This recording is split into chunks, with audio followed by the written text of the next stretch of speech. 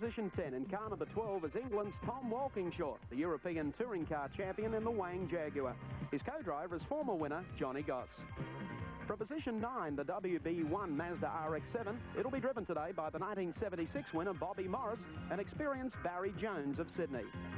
Position 8, and it's the second of the Moffat Mazda RX-7s with Queensland's Greg Hansford at the wheel, a fast man around the mountain on 2 as well as 4 wheels. Position 7, and it's Sydney's Steve Masterton in the Masterton Homes 2WS Falcon V8. It's car number 2, and his co-driver is veteran Bruce Stewart. Position 6, the black BMW 635 and former great race winner Jim Richards of Victoria. His co-driver is Queensland's Tony Longhurst. For position 5, 4 times Bathurst winner Alan Moffat in the number 43 blue and white Mazda RX-7.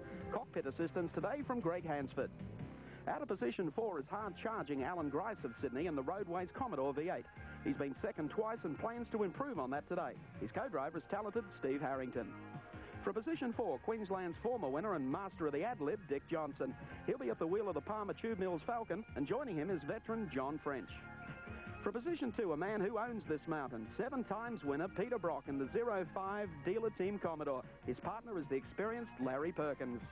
And for position 1, the quiet man of Australian motorsport, George Fury in the Nissan Turbo Bluebird Car 15.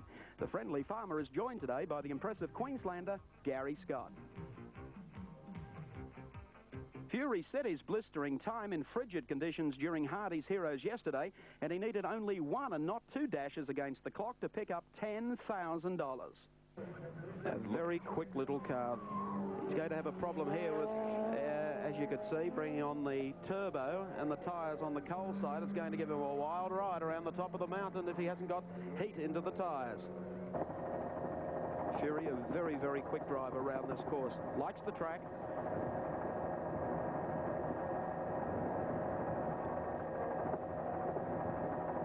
Here he comes. Nice, clean lines. Keeping in mind only a couple of hours ago we had snow across the mountain here at Bathurst. Oh, quick, quick, quick across the top is George Fury. He is right in the thick of it in Hardy's Heroes. Don't you worry about that. A little wide there, straightens up, moves over to the left for the run down Conrod Straight. Gets the turbo working and looks for everything he can get.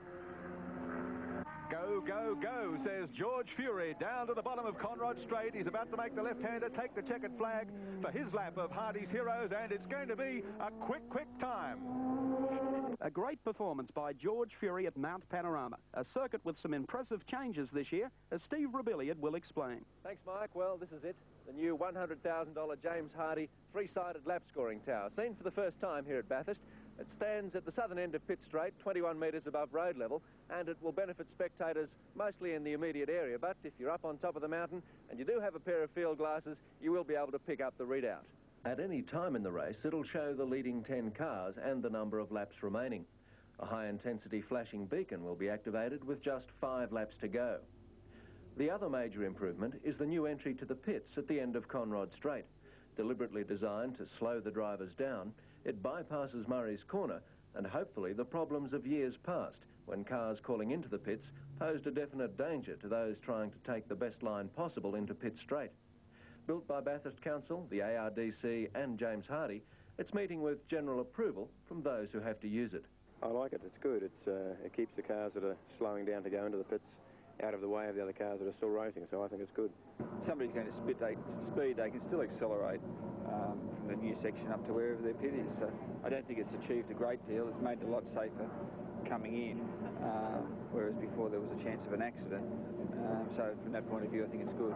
Last year there was a problem where cars were coming down into the braking area at the end of Conrod and taking the fast line off the corner, then cutting back in to make their entry to the pit. With this new section of road there, it eliminates all that problem and allows the cars to come down an escape road of their own and off the fast lane. The idea of the new entry to the pits is a very sound one in theory. And to my left, what is now a sand trap, 12 months ago was a very slippery stretch of grass and a picket fence. And Victorian solicitor Jim Keogh went barrelling through it last year and nearly cleaned up John Harvey. Whether these new alterations work will only be seen under genuine race conditions. The 1984 James Hardy 1000 is a little special in that it marks the farewell appearance here at Mount Panorama of the Thunder and Lightning Group C cars. To take their place in 1984 in our national category, we have Group A, Rovers, Alphas, all different types of cars that we haven't seen here at Mount Panorama for many, many years. What then is Group A all about? Group A is the international touring car category introduced by FISA, the world controlling body, 3 years ago. The Group A cars you see here at Mount Panorama today differ in many areas from the Australian Group C Tourers, which are highly modified and bear little resemblance to the showroom models that carry the same name. To qualify for Group A homologation, the car, if manufactured outside Australia, must be one of 5,000 identical units, produced within 12 months. Eligibility status is also given to cars fully imported into Australia as a variant for the Australian market of a model recognised by FISA. With the demise of the V8 in the Ford, we're in a situation where we have to use the six-cylinder, but probably with a turbocharger if we can build and sell 1,000 turbocharged six-cylinder Falcons.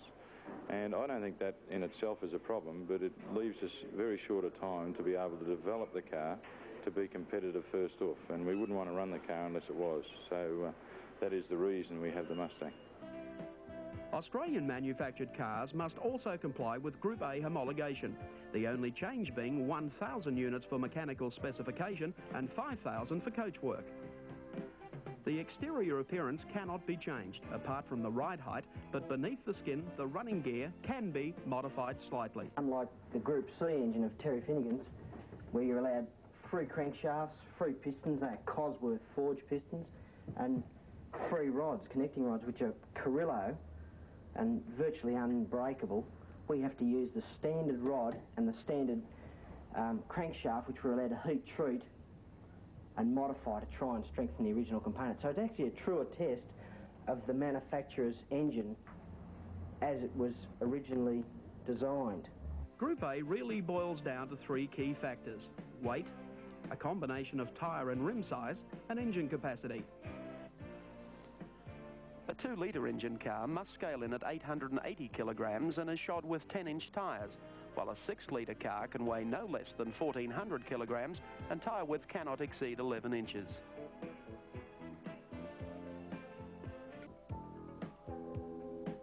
The introduction of Group A to this year's James Hardie 1000 has already brought a new dimension to the event. Manufacturers such as Austin Rover, Mitsubishi, Toyota, BMW and Alfa have stood up and been counted. The development that you see on a Group A car will wind up on your production car within a few years. It really just develops a breed. It's more sophisticated suspension than standard. You're not allowed to alter your pickup points, but you are allowed to develop the stress and strain area. So a Group A suspension such as this is a more modern, lighter, more sophisticated. And it's only the development, it's only a few years away from road going, but by proving it on the track under stress and strain, it's really 1,000 mile on the track are worth 100,000 mile around the road of test miles. So all the Group A is really designed, the rules are designed for the manufacturer so they can develop their stuff, and if they're brave enough to go motor racing and put it out the front to explore the breakages and the failures in the public eye, that's where it's all at. And that's why Mercedes, BMW, Jaguars, all these people have cut their teeth, and this is where the car, the prestigious development comes out, because they are brave enough to race exactly what they build. So it's farewell to the Group C touring cars here at Mount Panorama and a big welcome to the A team. We'll follow their progress in today's race very, very carefully indeed. In the meantime, we'll take a break and then return live. 11th on the grid is the second Roadways Commodore of the Grice Harrington team. This car was qualified by Harrington and he'll be at the wheel, presuming the team at least starts both vehicles. The second of the Holden dealer team Commodores, this one driven by John Harvey and David Parsons, will occupy position 12 on the grid. Ex-world champion Alan Jones will drive with Warren Cullen in the Kmart Commodore, and let's hope they're not superstitious because they hold position 13. Yet another Commodore is 14th. It's to be driven by Terry Finnegan and Jeff Leeds. Theirs is the 6th Holden on the first 7 rows of the grid. In position 15, the Sydney pairing of Peter McLeod and Graham Bailey will share the drive in the Slick 50 RX-7. That character from Victoria with the deerstalker hat, Peter Jansen, holds 16th place on the grid with co-driver Gary Rogers. They're piloting another V8 Commodore. A Victorian and a Queenslander come together in the Recar Commodore in position 17, Barry Lawrence and Alan Brown. On the 9th row of the grid also, in position 18, the second of the Kmart Commodores, at the helm are Andrew Harris and Ron Harrop. Holding down 19th spot, Ron Gillard and Mark Gibbs with a Mazda RX-7, sponsored by the Goodyear Car Owners Club. The Freedom Fence Falcon has 20th place on the grid. Driving this one, 1983 Australian sports car champion Peter Hopwood and Paul Jones, both of New South Wales. The big three of Australian motor racing, Brock, Moffat and Johnson, are all here at Bathurst this year, and they drive cars almost as diverse as the personalities which drive them. Brock, 7 times winner and the acclaimed King of the Mountain, acts like royalty. He's popular without being pompous, proficient without being petty, and to his fans, he's Peter Perfect. I think Bobby Morris invented that, as a matter of fact, because his kids used to watch the wacky races, you see, and I used to laugh about Bob and his kids watching the wacky races having this Peter Perfect bloke.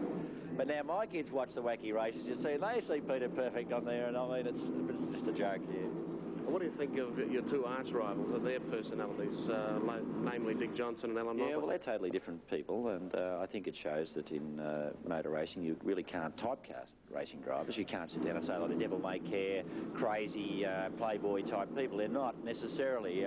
Sure, there's people involved in motor racing who are flamboyant and outrageous in various aspects of their behaviour, but you look at Moffat, very much an introvert, very private sort of person, and then you see Dick Johnson, who is, you know, he's just the average jocko bloke.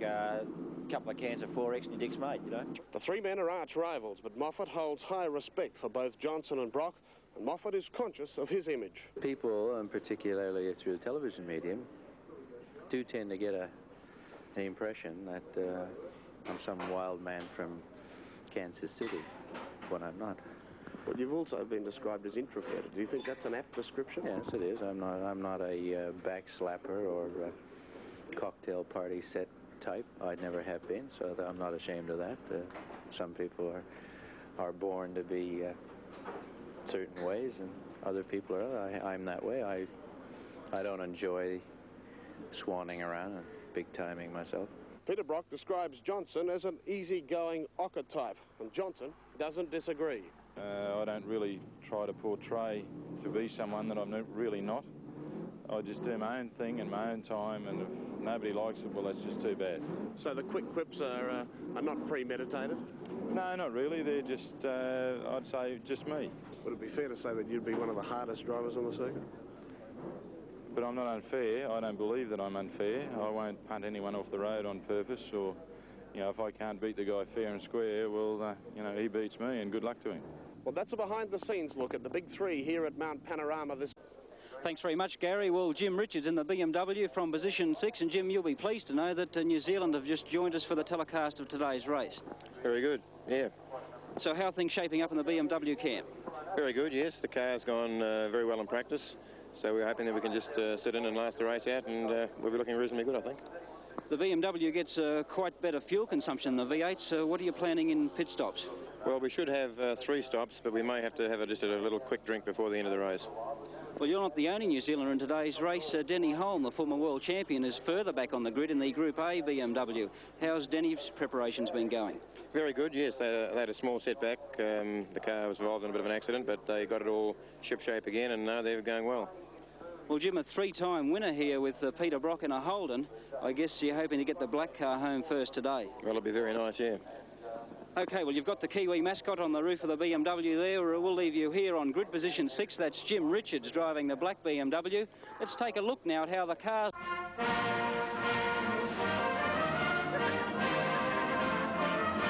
The huge contingent is headed by the man who arguably is the best touring car driver in the world, English-based Scotsman Tom Walkinshaw.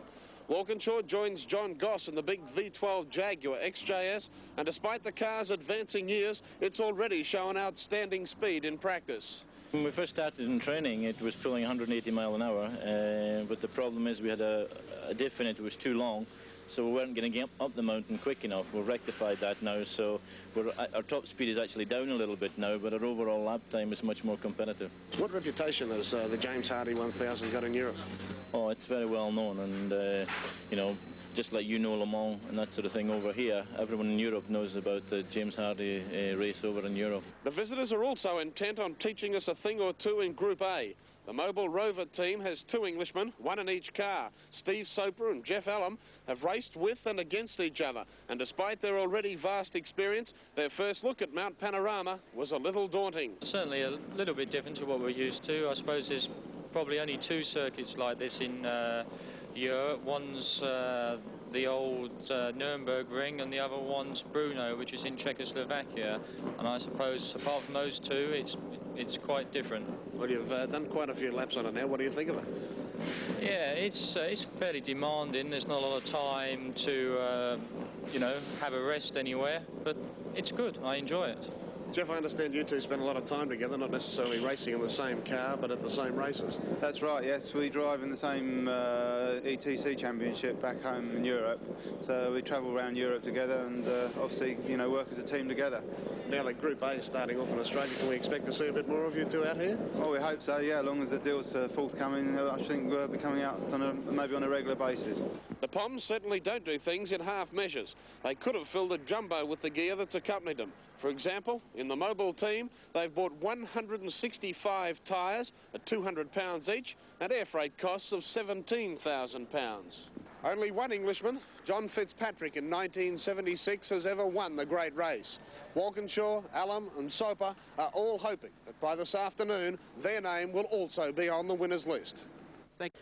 Well, today, as we've mentioned, marks the final appearance of the Big Banger Group C touring cars here at Bathurst. You know, over the years, these unique cars have provided some memorable moments, and for the drivers, there have been the highs and the lows that only this race at this place could provide.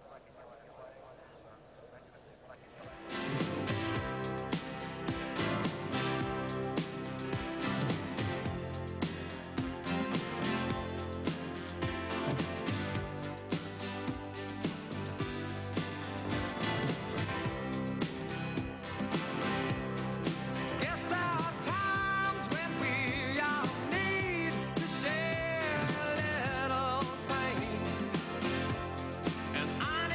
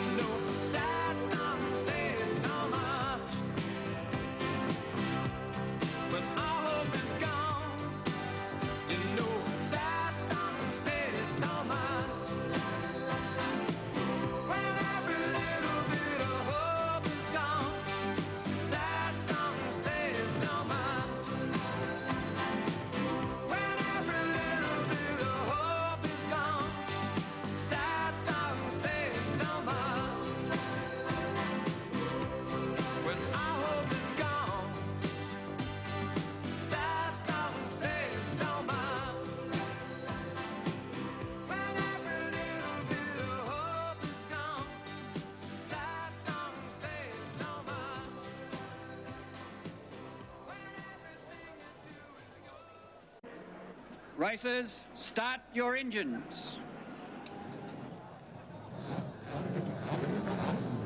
And the engines start for the 64 cars that will contest the 1984 Great Race. The James Hardy 1000 from Mount Panorama at Bathurst.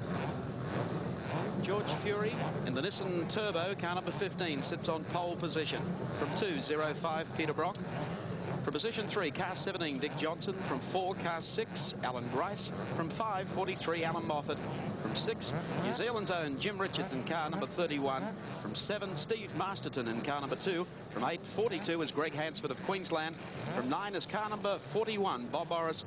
And from position number 10, England's Tom Walkingshaw in the Jaguar XJS. Oh boy, the tension is running high and they're set to go. Fury and Brock on the front row, and what a great contest it's going to be between this pair as they pelt down the straight towards the first corner. Hell Corner, it's appropriately called. And as you saw in Hilton's sad songs, there's been many a crowding dice through that corner in the past. The 2-minute board is out. Well, of course, yesterday, George Fury, through winning pole position, collected $10,000, I should say. The Nissan team have won the fast pit stop competition. And even before the start of today's race, Dick Johnson's crew have picked up $1,000, winning the Repo High-Tech Best Turned Out Car Award. So some of the money has already been won, but the big money is yet to come. And, of course, for our New Zealand viewers, Dick Johnson and Alan Grice will be carrying race cam in their cars. We'll be talking to them during the course of the day. And our new race cam Mark III is mounted in the headlight of the BMW Group A car to be driven by Denny Holm and Prince Leopold von Bayern. There's the view through the windscreen of Dick Johnson's Falcon, sitting on second row of the grid. Ahead of him, that man George Fury and Peter Brock. 1-minute board. Last minute check by drivers. Check the harness. Check the adjustment of the seat. Check the gloves. Check the helmet. Check communications with the pit. As far as what's going on under the bonnet and under the car, too late. If it hasn't been done now. Alan Grice and the Roadways Commodore prepares to go off the line on the outside of the second row. 30 seconds. And that's the scene. Look at the crowd down both sides. Pit lane on the left, the crowd on the outside of the track on the right. The Hardy Bridge looking back through the field. Oh, look at them. 10 seconds to the great race of 84, the James Hardy 1000.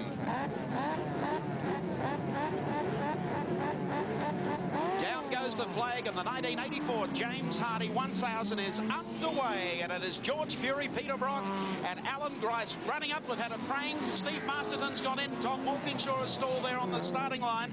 The rest of the field passing him by. He's been collected by a Camaro. Peter Williamson has also gone into the side of his car, and we have the track blocked across the main straightaway. So we've had a very, very big accident here at the start of the race. It's got to be a restart, surely. I mean, the traffic will never get through here. They're going to have to flag them down across the top of the mountain and bring them back for a restart. Oh, my goodness, look at it. Well, Walkingshaw stalled on the grid. The big Camaro, 34, slammed into him, couldn't possibly avoid him. Unfortunately, that's the Bundy and car entry. Well, we have the mechanics jumping across the wall now. There will be a restart to the James Hardy 1000. Tom Walkinshaw is all right. Peter Williamson slumped over his car. Tesorero and Tyndall, my apologies, in the Camaro, not Bundy and car. And then, of course, the Camaro hit the Jag. The Camaro spun sideways, and Williamson, who was coming up behind them, couldn't possibly avoid it. And the three of them, virtually nose to tail across the track, have completely blocked the last 12 or 14 cars on the grid. There's Peter Williamson. Just cannot believe what has happened. The Wang Computer Jaguar, number 12, Tom Walkingshaw. Never before in the history of the great race have we seen anything like this. Let's have a look at the start. Steve Masterton, I think you'll find on the inside near the wall, was launched. Then another car finishes going up on the wall. There's Walkinshaw, you can see with his hand up. But the field keeps coming in. Peter Williamson will be the next to arrive, and we'll glance off him. Here comes the big Camaro. Right, crunch into the rear of the Jag. They spin sideways. Williamson into the rear of the Camaro. The three of them, nose to tail, spread out, block the pit straight completely. Wow. And the amazing thing is that Masterton and the other car that were involved in the initial bingle escaped out of that. I think it was Moffat. It was an RX-7. Yes, it was too. There's Peter Williamson. I would think very distressed with the effort of going overseas. Let's go down to Colin Young and see if we can find out the words of Peter Williamson and what he recalls of the accident. I've cut all my tongue and mouth inside, and I've done something in my bags. I can't hear a thing. Okay, we'll go back to Colin Young in a second. Total confusion down there on the grid, as you heard Colin say. He can't hear a thing. Poor old Peter Williamson, inside of his mouth cut, blood pouring from the corner of his mouth. It really was quite violent, the whole impact, the whole scene. I'll be interested to see whether or not Moffat and Masterton's cars have been damaged. Now, the rest of the field has been flagged down, and here they come back through the bottom of Conrod Straight and under the Hardy Bridge, rather, where they've been halted by the marshals. There's the Nissan Turbo, George Fury. They wouldn't have been aware of what had happened. We have a Conrod That's the Valentine RX-7. The one that, of course, was to be driven by Murray Carter. So he has launched off the circuit up there. But we've been concentrating on the drama down here at the start-finishing area. Moffat is okay, and his car also okay, apparently. So if it was him involved in that touch with Steve Masterton's Big Falcon, he came out of it okay. Masterton's car, we're still trying to get a report there. But, oh dear, the Supra, Peter Williamson, very sad scene at the front. He's really taken a shunt. Well, you can bet your life. I mean, those three cars are out. I can't believe that the Jag would have escaped serious damage with that huge shunt from the Camaro. Well, the marshals here trying to clean up the track as quickly as possible. Well, the National Technics entry looks very sad and sorry indeed. Why don't we get across there now and see, now that things have calmed down just a little, if Colin Young can take us through the sequence of events. Chaos down here on the start line, as you saw, a multi-car pile-up, and crash crews now trying to clear the way. I have with me Peter Williamson. Peter, what happened? Well, I don't really know. They were stationary in front of me, and I was fairly motoring. I'd made a very good start, and right now I'm quite destroyed about it all. Are you okay? Any injuries? I've got severely cut mouth and tongue, and I've got a sore left shoulder, and I'm not feeling very well. Well, this is a tough break at the Great of the Start race, so you must be very disappointed. Well, I think that's got to be an understatement. I just feel blitzed at the moment. Thanks very much. Okay, disappointed Peter Williamson. That's the scene down here on the grid with the crews trying to move around and clear the cars off. There will obviously have to be a complete restart. Peter Williamson being consoled by his pit crew here as he tries to assess the damage to his Toyota Supra. But certainly things down on pit lane are thrown into chaos. Thank you, Colin Young. There's the 34 Mustang being loaded up on the quick lift truck to be taken off the course. Still trying to evaluate the damage to the XJS Jag. Oh, do you recall the year that Sterling Moss drove here with Jack Brabham, and their car stalled on the grid and received a huge belt in the rear because it didn't cause any subsequent pile-up like this. Alan Grice sitting in his car, and of course he wouldn't have seen too much of what went on behind him. He was away and after the hares on the front of the grid, namely Fury and Brock. Just behind him, of course, at the start, Steve Masterton was involved in a little bit of a shunt, and we understand he's got a flat tyre. Moffat's wheel alignment is being done in the Moffat team's tent. Yes, those cars have all gone off the track. Well, they're endeavouring to get them all off the track and into the pit lane, and that would indicate, I guess, that it was Moffat that was involved in that little incident with Masterton. We understand his car's not too badly damaged, but checking the wheel alignment at this stage. Well, how lucky was the Moffat team to enter two cars for this race, keeping in mind that The Moffat team and also the Roadways team entered 2 cars, nominated the same drivers for 2 cars, and then intended, of course, to withdraw 1 car and only run 1 in the race. However, there's been an amount of controversy here over the past few days because both cars made the top 10 in qualifying, and then the teams decided they would leave them in the field just in the event that there being a major accident would take out 1 car, so they would have a backup vehicle. So the Alan Moffat team might have well made the right choice. Yes, didn't make a lot of people too happy, although the Australian Racing Drivers Club has then extended the field and included a couple of extra cars, so nobody has been pushed out of the field as a result of that decision. I tell you what, John Shepherd has been coming up to Mount Panorama for a long time. Just recap exactly what happened again. Off the start, look across to the concrete wall, and you'll notice the coming together. There's Marston received a hit. He then squeezes Moffat against the wall, and Moffat almost up over the wall. Tom Walkingshaw, lame duck, hand out, the engine, the car has not got off the line. 35 cars got past him, though. Yes, quite before so. He got hit in the rear. There was a slight touch there from someone, I didn't see who, and then along comes the Camaro to do a proper job on him. And Williamson, of course, being caught in the wash-up. His car probably the most substantially damaged. Much smaller, of course, than the Camaro and the Jag. Here in the pit area, we're at Tom Walkinshaw's pit, the Jaguar car. He's conducting an interview with a number of newspaper journalists. We'll just move in and see what Tom's got to say. Tom, what happened out there on the grid? Well, I had about 5,500 on it, and I dropped the clutch, which is what you're supposed to do with that type of clutch, and I just sheared the centre straight out the clutch. I got my hand out the window to warn everyone behind, and most of the guys saw me and got out the road, and then I saw this damn Camaro come down, and you know, from about 60 yards back, looking in my mirror, I knew he was going to hit, and I kept my hand up as long as I could, and then just the last minute, if you look at the replay, you'll see I pull it in because I knew we were going to take off, and that's what happened. Any injuries? No, slightly banged my hand, but that's all. Tom, the Jaguar looks very badly damaged. It's a tough break for your first trip to Bathurst. Yeah, but at least the sun's shining now. OK, thanks. Still plenty of action in the pit area. Rush repairs being made to cars for the restart of the great race. But with me I have Alan Horsley, team manager for Alan Moffat's team. Alan Moffat received a bump in that crash. What happened? Yes, it was a very hefty bump from behind. We believe a car just shunted him from behind, but that's up to the officials to work out later on. We're not too sure that the car's right, but we are going out, and if there's any problems, Alan will come in and we'll use our insurance car.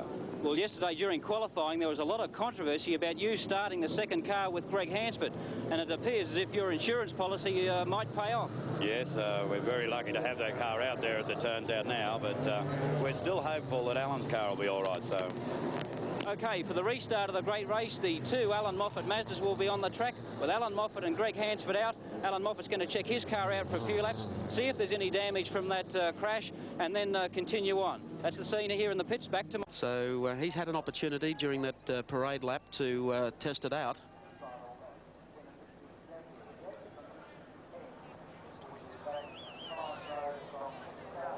Steve Masterton's car also being moved up in position. We'll get there. Yes. Don't worry. Alan Moffat. A little laid back for Alan too. You know, there was talk in the press that maybe Alan wouldn't be holding press conferences and would distance himself from the media here at Mount Panorama. That's the opposite has been the case, actually. He's been very, very cooperative. A little laid back for Alan because he's usually uptight, like so many of the drivers. This is their race. Steve Masterton there.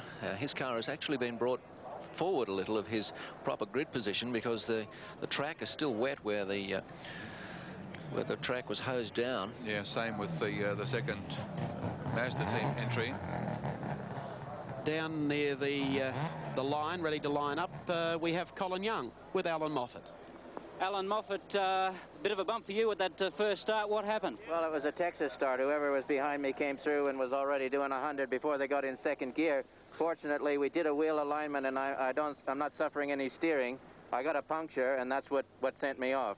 But, you know, someday the organizers are going to realize that this race needs a warm-up lap, just like we did. Not a parade lap, a warm-up lap to get people into gear, come down, hit it and do it the way they do any other international race. Well, most other races, as you said, do have a warm-up lap. Well, yes, and what they call the parade lap is not a warm-up lap. We can't even run the engines long enough. We got to put warm-up plugs to keep the little rotary running. But I'm happy my Stuyvesant team brought me through. Alan, just one more thing, some damage to the right-hand side of your car. Do you anticipate any problems? It felt okay on that lap, Colin, and fortunately we've got the second car that we can jump into if we have to. Okay, all the best. Right, thanks, mate. Okay, that's the scene down here. Him is Alan Grice in the Roadways Commodore V8, car number 6. Missing a car 12, the Jag of Tom Walkinshaw, car 34, the Camaro of Tesorero, and car 77, the Toyota Supra of Peter Williamson. The roar of the engine swelling as the time approaches when they'll make their way again down pit straight. Actually, the officials have allowed Greg Hansford in the 42 car just to reverse back a little. He's moved one grid position back. Yes. And Masterton has moved over and is starting in the centre of the track to avoid the wet patch. Well, they're going to have cement dust blowing up everywhere and a wet patch on top of it. That's going to be pretty tricky. With the cement dust, it's not going to be much fun at the rear of the field. It's not going to be at all. 1 minute board. So it starts all over again. There's the view inside the cockpit with Alan Grice in the Roadways Commodore. Just ahead of him on the grid is Peter Brock, and on pole position for the restart of the great race is George Fury in the Nissan Turbo. Half a minute.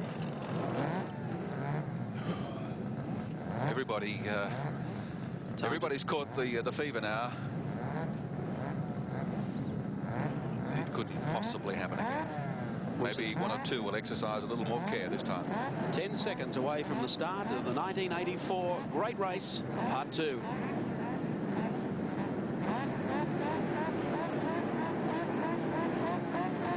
Racing and getting away smartly is Peter Brock on the outside. Fury miffed the start completely, and Johnson ranges up on the inside to take over second place as they run to the first corner. Tagging him is Alan Grice, and then Fury getting into stride. The BMW is out wide, and then John Harvey making a good start as well as they stream up Mountain Straight. And there's the view of the entire field as it heads off for the first time up to the mountain and towards GTX Bend. Over the top and dropping down to the lip, it's Peter Brock in front, Johnson in second, Grice is third, and look at the challenge on back behind them, the black BMW and Alan Moffat already putting pressure there. Through GTX Bend, coming uphill now, and it's a steep climb up towards the cutting into second gear now, moving up to third. Brock in front, the 05 Commodore Johnson goes through in second place, then Alan Grice.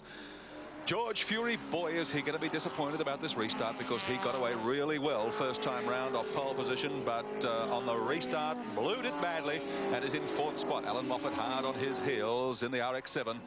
Over the top they come, sweeping through Castrol Curve onto the top of the mountain. Hear the crowd roar. Past Reed Park on down to McPhillamy, take the left-hand curve. And the top three have opened up just a little bit of a gap over the rest. Brock leading them onto Skyline. Down off the top they go. Through the dipper into the S's. Line astern. Nobody gets wide here and survives. Jansen, Cullen, McLeod. Through they stream. The big Ford of Brian Callahan in there as well.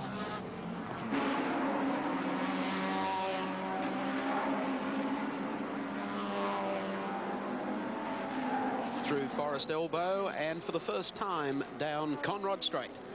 And here they come. They'll be looking for speeds of 260 kilometres an hour or more. Peter Brock, Dick Johnson go by.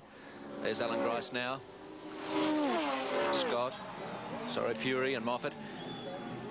Into the braking section, down through the gears, and Brock is first on the first lap.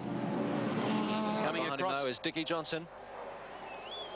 2 minutes 20.27, the standing lap time for Peter Brock. Across the strike, Harvey still up on the tail of Moffat, and Fury keeping the pressure on as well. In fact, Fury gaining a little on Grice. There's the race leader, Peter Brock, heading up Mountain Straight again, as Dick Johnson not that far back behind him at the green Palmer Tube Mills Falcon. They drop into this lip before they head up to GTX corner. About 2 car lengths the distance from Brock to Johnson, 5 then back to Alan Grice. And the steep climb up towards the mountain. Just look at the climb now, and they are under full pressure and power. And we join Dick Johnson with race cam following the race leader in second position at the moment, and we'll follow him across the top of the mountain. There's Brock just ahead of him. Great pictures coming out of the 17 Falcon.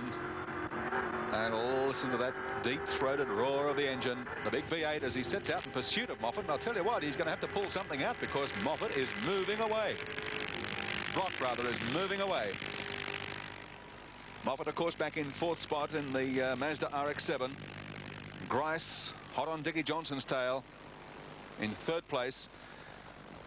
But the Dayglow pink and white Commodore of Peter Brock is up front. Look at the hands working at the wheel. Dick Johnson throwing the big car down off the top of the mountain through the S's, heading down to Forest Elbow once more. And in pursuit of the race leader, Peter Brock. And Brock is exactly where I think he'd like to be. Dick Johnson settling himself back into the chair, and those hands sitting in the 10-2 position, and lines himself up on the left-hand side of Conrod Straight in pursuit of Peter Brock. Well, Brock has got a great start. There you can see the gap. Doesn't need for us to explain. Johnson trying to stay in touch with him, and Grice probably about 4 car lengths back behind Dick Johnson.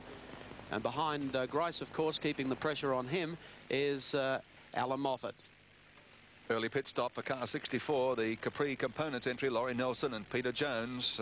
Their Mustang has got a problem, and they're the first to call into the pits as Brock gives them the go-by, followed by Dick Johnson coming up again on the left-hander at Hell Corner. By gee, they're about 80 metres ahead now of Grice. Then comes Moffat, and Harvey and Fury are really having a ding-dong in behind that pair. Following Dick Johnson up Mountain Straight, and you can see the gap widening between himself and Peter Brock. Peter Brock, it's just so easy for this man. Well, he makes it look easy. I tell you what, the hard charger is the second dealer team car of John Harvey. There goes Brock and Johnson. Here they come. Climbing up again through Wilco Cutting. A little wide there, Peter Brock. Pushing it hard. Whew, is he ever? Well, Brock goes across the top of the mountain, trying to increase that lead, getting plenty of support up there from the Commodore fans who have camped up there on the mountain for the last 3 or 4 days. That'll give you an idea of the gap back to Johnson. It's opening. Here he comes down through the right-hander, Dipper, and there's Johnson about all 4 car lengths back behind him. So at this stage, Peter Brock leads the James Hardy 1000 for 1984. We'll take a break and return live at Mount Panorama, Bathurst.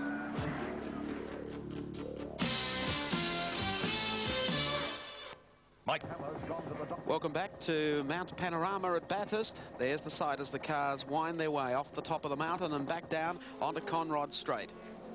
This is where we're having a great scrap at the moment. Back in 4th spot is John Harvey. Right behind him, of course, is George Fury. And they're going down now towards the left-hander at the end of the straight at Murray's Corner. Peter Brock still leads. 2nd place still being held by Dick Johnson of Queensland and Alan Grice in 3rd. That scrap continues between George Fury. John Harvey, of course, started from 11th position on the reorganised grid with the big Jaguar, and he's moved up to 4th. It's a considerable effort. Masterton and Fury also going through Murray's Corner there, left-hander under the bridge. Back onto the pit straight. There's Moffat. Grice in pursuit, then Harvey, the man that's made up so much ground.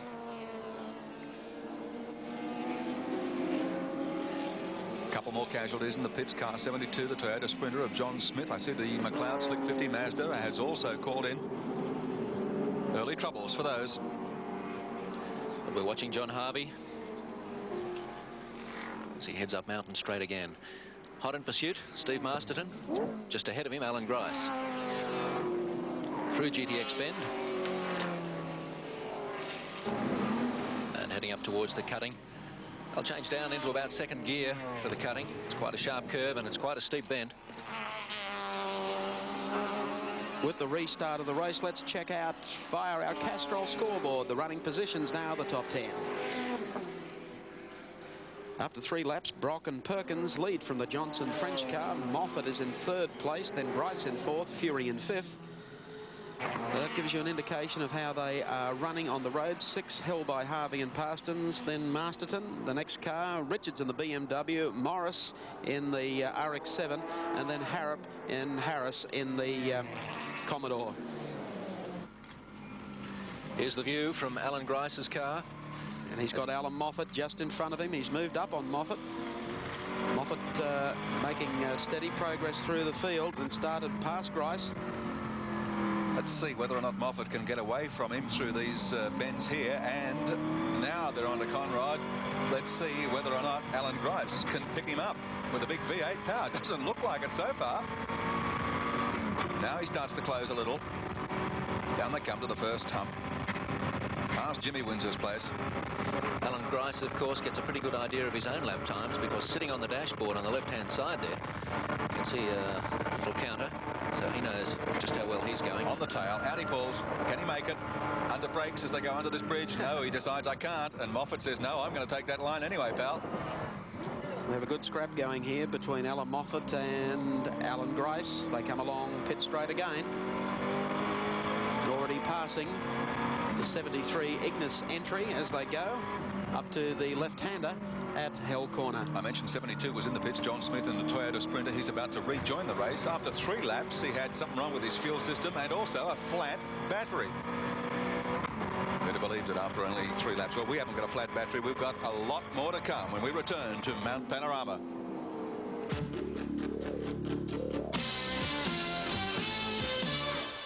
Peter Brock is the pilot in 05, the Commodore, in the great race, already in amongst the traffic, lapping slower cars as he spears around the mountain once more, up through the cutting.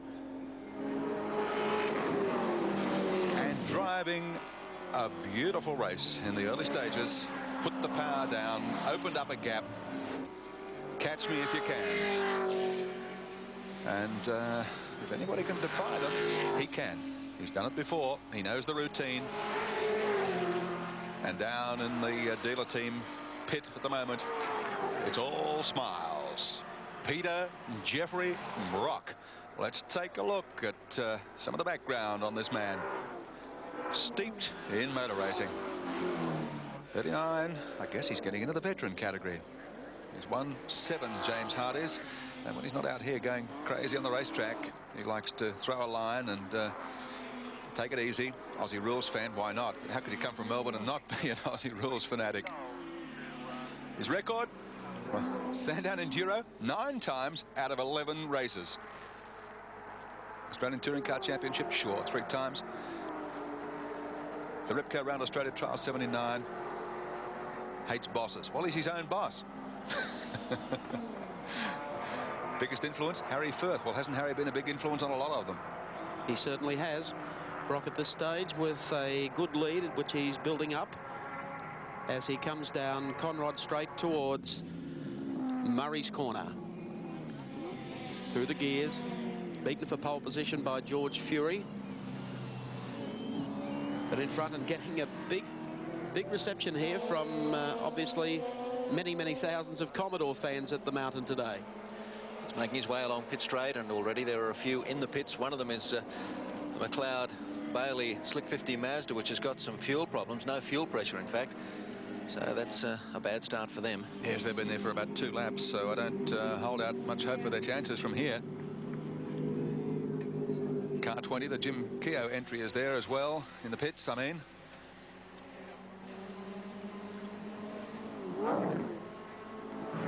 Brock with a good lead. Now let's leave him there and get another view of the great race, the James Hardy 1000. Inside the left front headlight of the BMW, driven by Denny Hulme and Prince Leopold of Bavaria. Oh, what a sight this is. Hello, he's had a bit of a nudge himself. Up goes the cover. Here's a nudge. Car number 75, that's Laurie Hazelton, who is up at the top of the mountain. And he's also had problems with the car, one of the cars that were allowed in the race, and that, of course, is Chris Heyer and the Audi. Now, they've had a coming together just off the sand trap. Narrows the road somewhat, doesn't it? It does through there, so the flags are out. Leader coming through now. You'll be able to gauge the distance back from the leader to Dick Johnson. There's Johnson running second on the road at the moment. Takes their line completely, in fact. So it's going to slow everybody down through there. Here comes Alan Moffat in the Mazda RX-7. He's running in third place. Alan Grice is in fourth. Fifth spot held by Steve Masterton. Sixth is John Harvey. Seventh is George Fury. There's the Alpha Group A car already going down through there. They're trying to get those two cars out of that position. That spot there, of course, is absolutely blind to the drivers coming off the top of the mountain. They cannot see until they're right on it. But fortunately, of course, there is a big set of flashing amber lights set up right on the crest at Skyline that warns drivers of impending trouble. And so both of them are out of the way. That's great. 75, Laurie Hazelton gets underway in the Capri, and here we have car number 36 coming into the pit area. That's Steve Harrington, keeping in mind that they started that car just to make sure that Alan Grice didn't have any problems. Well, they've got the engine is sounding absolutely dreadful, as we understand, Mike, and it's going to be out of the race. They're going to withdraw it right now. So bad news for that team, but of course they've still got the Grice machine circulating, and very quickly. So let's have a look now, though, at that little dingle we saw at the top of the mountain just a few moments ago. Now, how did they manage to get stuck in there against that? Oh, yes. That's how it happened. A little tap on the side, then Hazelton, the Capri, comes heading across, and boom! Chris Heyer meets him, going through, and he's against the guardrail. That was bad luck indeed for Heyer. He was the meat in the sandwich, so to speak. 75 tried to get underway. It's a very, very tight corner indeed up there, but fortunately they've been able to move both cars. Steve Harrington has completed his stint in the backup car, 36, and he's with Colin Young. Steve, you started the race in the second car, but it was always the intention to retire it. That's right, Colin. As you saw by the first lap this time, it's an insurance that we do start two cars so that if something does happen to one of them, we are able to continue on with the other. We just withdrew the car then as planned. You've just come in from your driving stint. Have you heard from Alan Grice on the two-way? Is he going okay? No, I've just got here. I don't even know where he's running at the moment. Okay, that's the scene in the Alan Grice Stephen Harrington pits. Alan Grice still running out in car number 6, and it's back to Mike Raymond. Thank you, Colin, and Stephen Harrington. There's Gricey.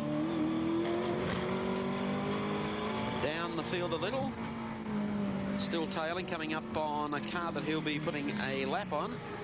That looks like the Chris Clearahan Mazda RX-7. And we say goodbye to our New Zealand viewers at this stage. We'll catch them up later in the telecast. So Grice heads off down Conrod Straight. Peter Brock still the race leader. Dick Johnson in second place, and Alan Moffat very highly placed, running in third in the Mazda RX-7.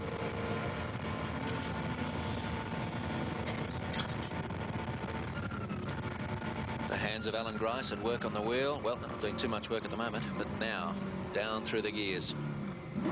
Tell you what, the man who needs to do some work is George Fury. After missing the start of the race, he's been shuffled back. Okay. A little. And Harvey. Grice and Harvey side by side. There goes Harves. He's got by him. And Fury is also making ground again now. He's right in behind Alan Grice. Whether or not he could take him up the mountain, I rather doubt. Grice always attempting to reel Harvey in again, but there's slower traffic coming up on the left. Harvey takes advantage of it. Quite right. Grice on his hammer.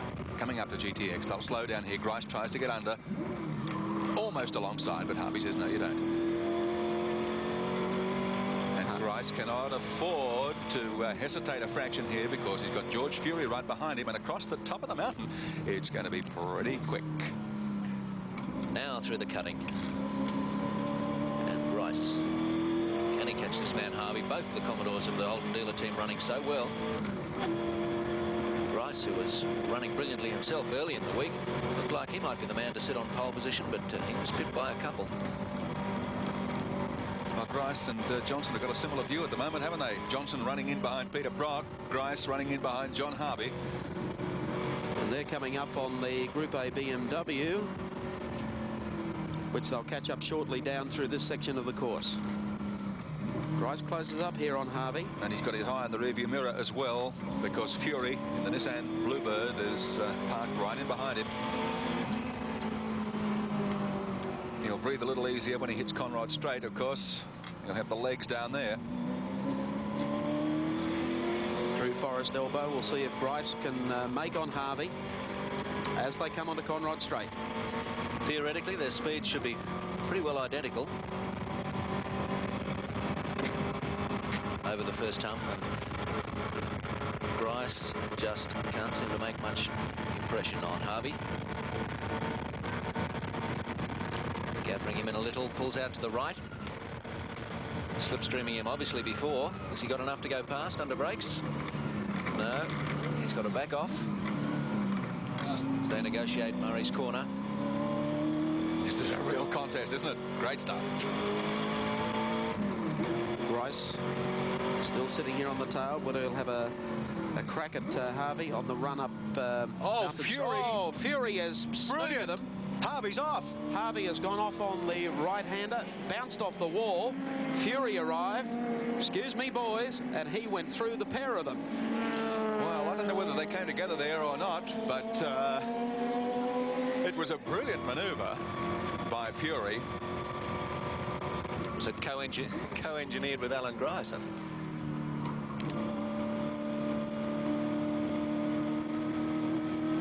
We're back with Grice, panning out the back to see if we can spot John Harvey catching. We might take a look and see exactly what happened.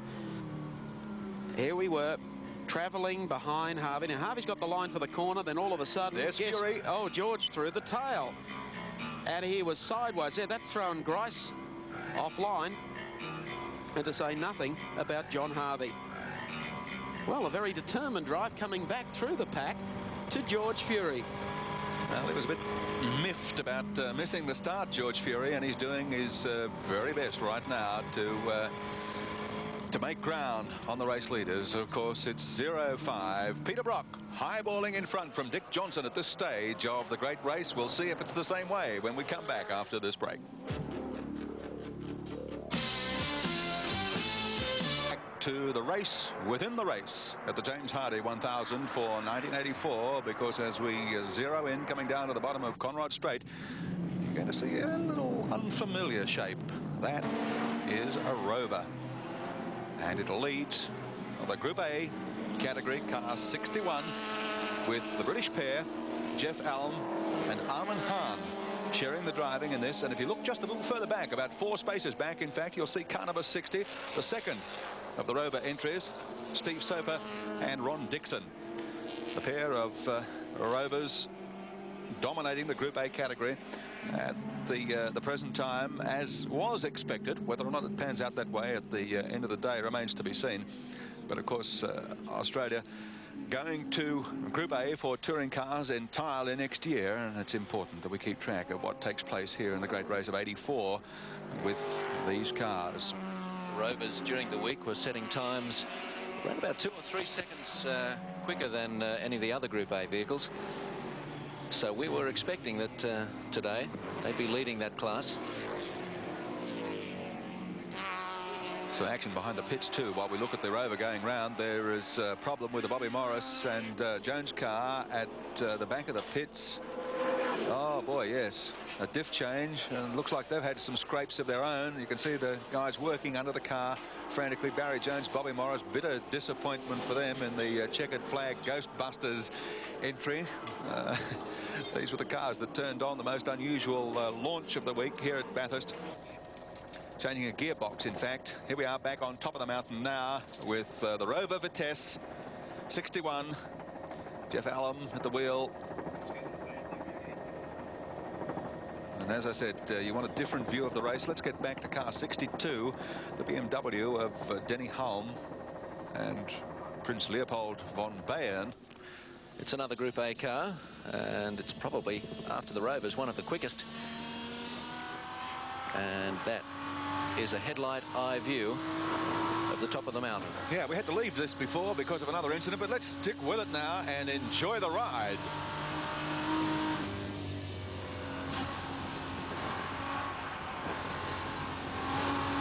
V8 slips by across the top.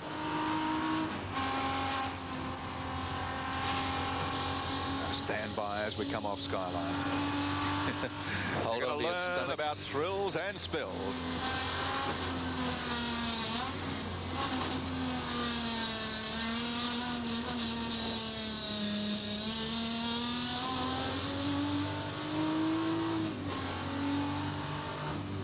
A wild ride. Through the elbow. On to Conrod Straight.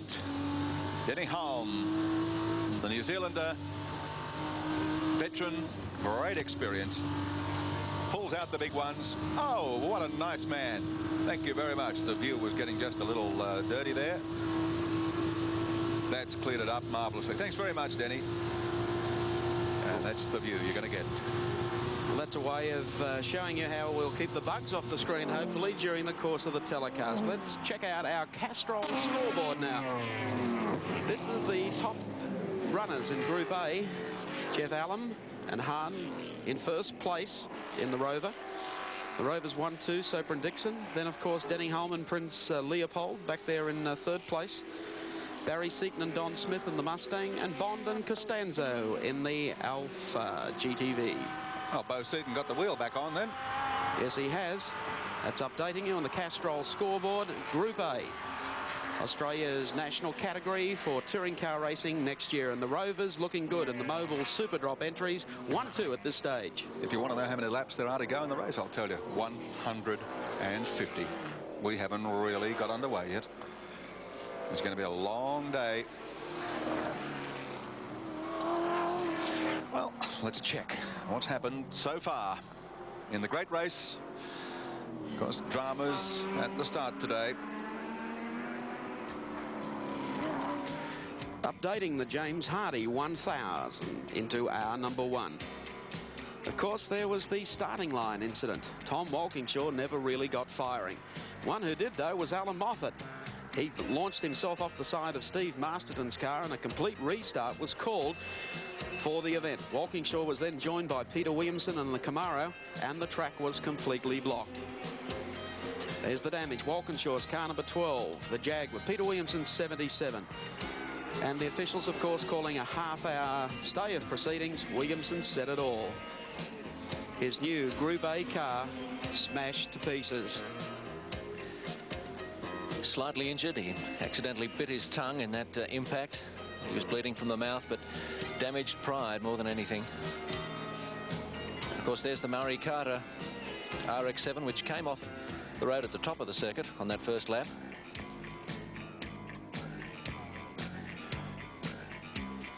The Camaro, number 34, was put back on the trailer. So too was Williamson's. The drivers awaited the restart, and at the start, Fury missed the start, as you can see. Then, of course, Peter Brock launching himself up into the lead. Queensland's Dick Johnson was hot on his trail, and Grice moved to third in the first corner. Fury was back to fourth. They headed up the mountain for the first time. As the field streamed up towards the mountain and through the cutting, Johnson was maintaining some ground on Peter Brock. However, after 5 or 6 laps, Brock started to stretch his lead. Grice was holding third, but Alan Moffat passed him. Grice tried to fight back on the outside of Moffat, but Moffat was making every post a winner, dropping down into the braking area and declaring on the V8s. He's got a Mazda, he thinks, that'll go the 1,000 Ks at their speed. Brock, meantime, was stretching his lead, moving away just as the incident occurred with Hazelton and Chris Heyer, who came together. They didn't really want to, and it was just opposite the sand trap at the top of the mountain. Harrington withdrew the second Roadways car to take over as co-driver for Alan Grice, and then George Fury arrived, the old ham and the sandwich trick. Out goes John Harvey into the rough, and advancing one spot was George Fury. Harvey rejoined, but he wasn't happy. That incident shuffled Johnny Harvey back to 7th spot on the track, and he'd be very, very annoyed about that indeed. This is the view from Alan Grice's car with race cam aboard. Sorry, Dick Johnson. No, Alan Grice. That is Alan Grice. All right. Yeah. Yes, well, he has it all to do. The man who set the pace early this week, I think he would be very, very concerned, and his team should be at this stage. A little sideways coming off that corner. However, the race still has a long way to go. We'll take a break and return with more live action of the James Hardie 1000. Cars barrel by the pit entry and take the left-hander at Murray's corner. Peter Brock continues to lead the race in 0.5. The dealer team Commodore, the gap back to him in the second place getter Dick Johnson is 10.21 seconds, and at these speeds, that's a fair distance. Johnson still in second spot. Alan Moffat would be delighted to be running third, and his car running perfectly after that shunt earlier. I bet he's mindful of the fact that Steve Masterton's behind him. Oh, I bet he is. Then back behind them, of course, is Steve Masterton, who has improved. Grice dropping back, then George Fury. John Harving in 25, then number 42 being the next place driver, Greg Hansford, in the RX-7, then, of course, number 8. It's Warren Cullen and Alan Jones' car. There it is, in fact. Kmart entry just heading up Mountain Straight. The number 8 car in 9th position.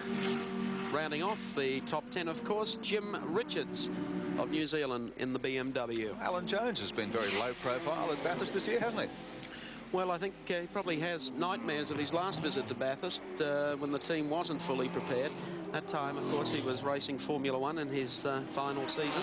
It's a bit tough when the spotlight's on you, and then through no fault of your own, you can't produce the goods. I guess, you know, he's gone the other way this time and tried to keep out of the limelight. Well, they've got a beautifully prepared car. That's the car that we're following at the moment, the Kmart entry, the 8 Commodore, driven today by Warren Cullen and Alan Jones. It's running 9th on the track at the moment. Just ahead of it is Greg Hansford in car number 42. We have something happening up the top of the mountain, and Steve Masterton apparently has just gone into the wall on the rundown, I think, to Forest Elbow. That is not good news for the Masterton Homes 2WS race team. There has been a coming together, as you can see there. The car has gone across into the wall, into the earth embankment. Smoke and steam coming from the front of the car, so... Oh, isn't this desperate stuff too? The 2 Rovers go through. Not much warning for any of the drivers. There's Steve Masterton stepping out of the car, so he's had a very, very heavy clout. Looks a bit shaky on it too. He walks away from the accident, so he's hit the embankment very hard indeed there. Uses the wall just to steady himself, contemplate what went wrong. Not a good place to stay around, though. Well, the big Falcon, the Masterton Homes entry, and his dad, Jimmy Masterton, who's backed him all the way with this effort. Oh, look. That says it all. Oh, they're desolate, devastated. What a disappointment. Bruce Stewart, their co-driver, is not going to see the race today. They had made no definite plans about Group A next year. They wanted to make the last one for Group C, their biggest, and it's all ended rather tragically for them after only at 17 laps. Well, that's the scene on the drop down into Forest Elbow. The cars, as you can see, they're going to have a problem. They're trying to remove that car too if they block the course there. But I would think the pickup trucks have gone out. There's Jim Masterton, Steve's dad, consulting with Bruce Stewart. That's not good news for them because they throw a lot into their motor racing. Pat Purcell, the chief mechanic, his mentor, John Shepherd, would know exactly how he feels. John, of course, tutored young Pat Purcell, brought him up to be one of Australia's top race car mechanics. There's Steve. He's okay. He's regained his composure. He's gone into the embankment there and given it a fairly good clout. So I think when he popped out of his car, he was more shaken than anything else. He was breathing pretty heavily and unsteady on his feet. But Julie Masterton, Steve's wife, obviously upset, but thankful in the knowledge that he's okay. Looking at just a little bit of a loss there as to what to do. She can't console him, offer any assistance. She's stuck right down here at the bottom of the mountain. Steve's sitting up there at the top, and he's resigned to the fact that he's not going any further today. Well, the James Hardie for 1984 stops for Steve Masterton. He takes time out. There's the car. The BMW slides by. But it's a big Falcon, and it's blocking at least half the track there as the Rovers go by again. Yes, right on the elbow. Right on the entry to the elbow. And that's going to be a major headache for the track officials to remove that without blocking the track further. Crowd gathered nearby.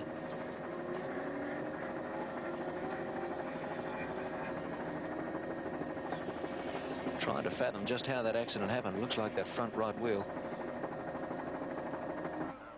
Down, and there's Steve Masterton, a disappointed man.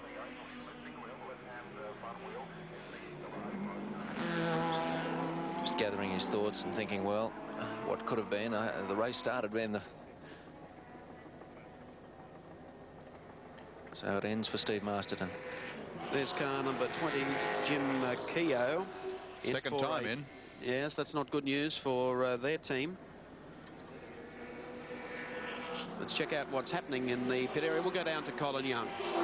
With me is Bruce Stewart, co-driver to Steve Masterton. Bruce, Steve looks pretty disappointed up on the mountain. Yes, I know how he feels because the boys have put a lot of work in this, and the car's been really going well, and we thought we were on top of it all, but with a bit of a mix-up in the first lap and the start of the first race, he got a good bump, and I think something must have happened then. It's either fractured a ball joint or got broken, but they're bringing it back now, and we're going to try and get it going and get out there as soon as we can. So you hope to finish the race? Yeah, we sure do. We hope to finish the race. It's a long day yet to go, and we're going to be out there as soon as we can. OK, Steve Masterton out on top of the mountain, but hoping to finish. Back to Mike Raymond. Thank you, Colin Young. Jim Keogh, I would think, disappointed at this stage. There's our race leader, though. There's no doubt about him whatsoever, and he's just in front. Put a lap on Brian Callaghan in the Callaghan Pavers V8 Falcon. Co-driving with him today, two of the boys from the Ovals, Brian Callaghan and Barry Graham. They head off up the mountain, and Peter Perfect is in fact just that. He continues to lead the great race. There's that truck going up to pick up Steve Masterton's car. When it gets there, it's going to create some traffic problems. Let's hope that they can get rid of the Masterton car without causing other problems. But we're watching Peter Brock right now as he heads through the cutting, working furiously at that wheel, and takes it very wide. Up now towards the top of the mountain. And he may not have been sitting on pole position, but he's quicker than anybody right now. King of the Mountain, that title certainly suits him today. At least in the early stages of the 84 James Hardy. Across Skyline now. Where is Alan Moffat? Well, I'd say, judging the last time he went past here, he was off the pace just a little, and the reports that we have is that he's headed for the pits. It's not too much drama for Alan because he still has his second car out there, and keeping in mind either Alan had to pit and park the car, or Greg Hansford had to pit and park, because you have two drivers entered against two cars. Well, Hansford's out there still circulating in 6th place, so they're still looking pretty reasonable. Well, Hansford's doing the job at the moment.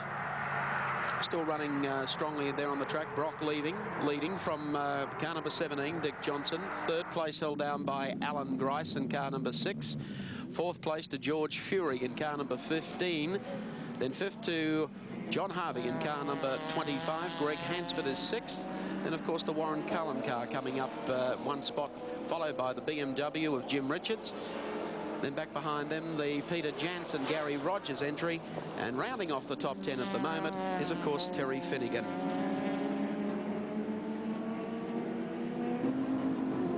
The incident on the run down to Forest Elbow, we've also picked up for you via our race cam.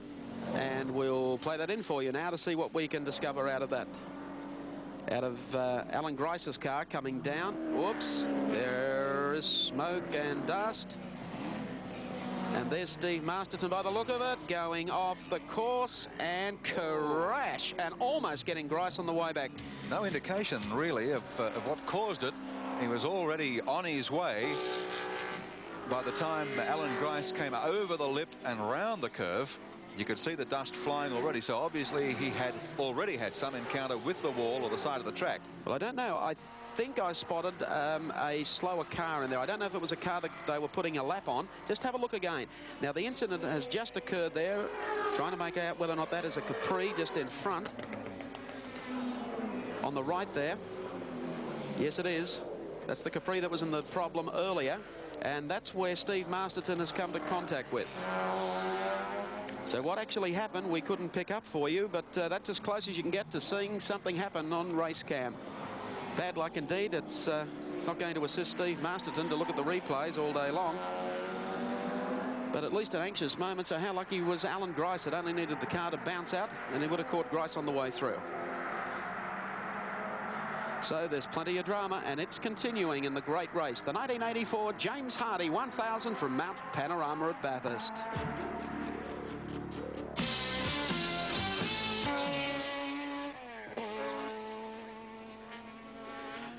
Welcome back to the James Hardy 1000. Here's a fellow, a young man in a hurry, a fellow who knows this course pretty well indeed. He's ridden round here quicker on 2 wheels than he has most times on 4, and that's Greg Hansford of Queensland, and doing a steady job at this moment in the Alan Moffat Mazda RX-7, the second car. 6th at the moment, and driving superbly. He's been the talk of Mount Panorama all week, Greg Hansford. I think probably young Harry's the most underrated touring car driver in Australia, and he's done so well. He's coming down now past the Steve Masterton 2WS V8 Falcon that's been picked up by the vehicle there. But he's doing the job that's asked of him. He's done well in the Endurance Championship races. Alan Moffat, of course, in the past has always gone for overseas drivers to come to Bathurst and partner him. But I think he's found a rare talent in young Greg Hansford. Quite affable, and he has a big future ahead of him in touring car racing, and I believe international touring car championship racing. Okay, with the race well and truly into the first hour or so, let's take a look at how they are all running on the road as we update our Castrol scoreboard. Holding down first place, Peter Brock and Larry Perkins, their car, the 05 Commodore, then Dick Johnson in 17, Alan Grice and Steve Harrington, number 6, 15, George Fury, 25 is John Harvey and David Parsons. 6th place is the 42 Mazda, 8 is Warren Cullen, Alan Jones, 31 the BMW of Jim Richards, Peter Jansen in the number 3 Commodore, and then Barry Lawrence in the 28 Commodore. Number 11, Terry Finnegan, number 9, Ron Harris, 14 English and Gulson, 29 Jones and Hopwood, 47 Callaghan and Graham.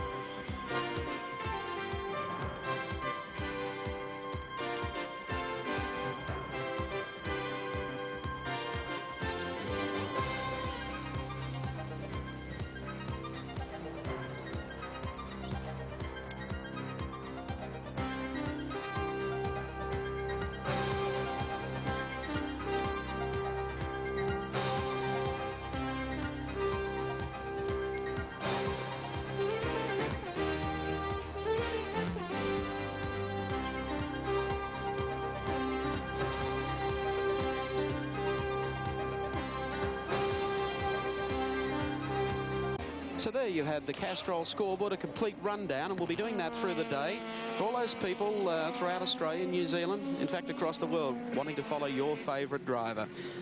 On the track at the moment, we're following Greg Hansford, and Greg, of course, we've mentioned before how well he's doing. Let's take a look at what makes up the racer that we know as Greg Hansford.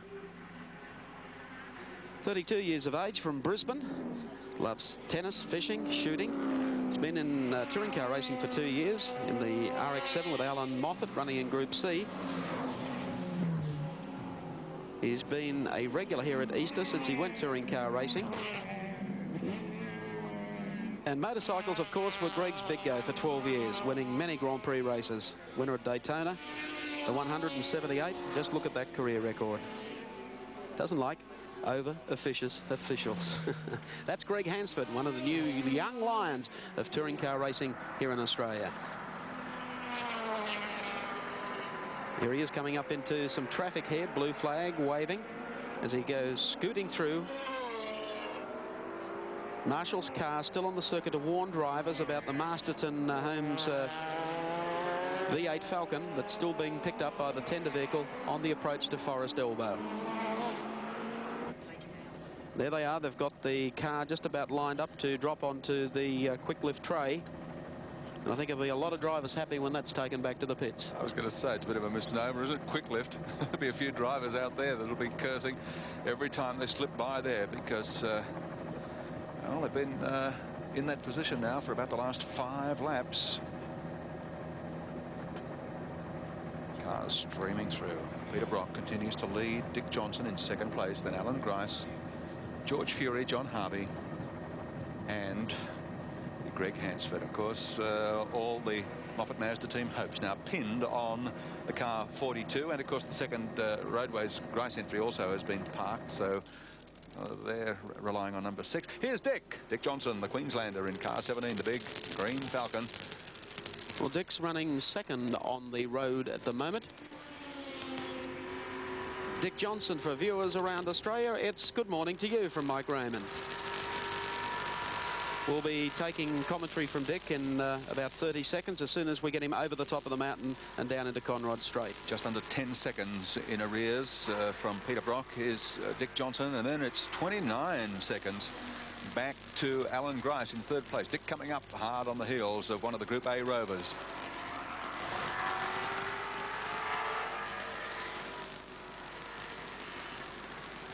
Well, he tried to pull that, but oh, what a sight coming over the hill. Yes, he suddenly realised that Masterton's car was just round the corner and said, whoops, now we'll do it.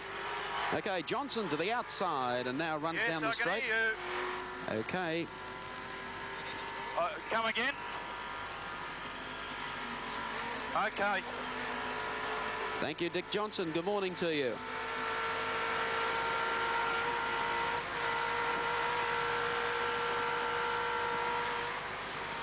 Dick Johnson, Gary Wilkinson here. How you going, pal? I'm just fine, mate. Just fine. Yeah, it's a lot better than a lot of other people.